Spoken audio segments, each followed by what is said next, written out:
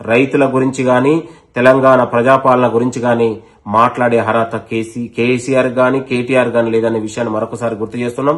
రైతు విషయంలో ఎక్కడ కూడా రాజీ పడే ప్రసక్తే లేదు.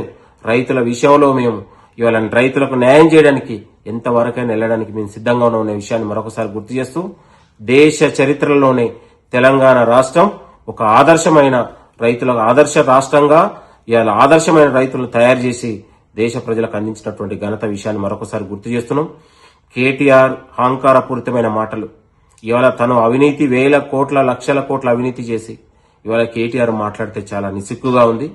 ఇవాళ మా హాయంలో మేము గర్వంగా చెప్పగలుగుతున్నాం, కాంగ్రెస్ ప్రజాపాలన వచ్చిన తర్వాత ఇవాళ సంక్షేమానికి పెద్దపీట వేయగలిగినాం, రైతుని రాజును చేయగలిగినాం, నిరుద్యోగులకు ఉద్యోగాలు ఇవ్వగలిగినాం, మహిళలకు చేయూతను అందించగలిగినాం.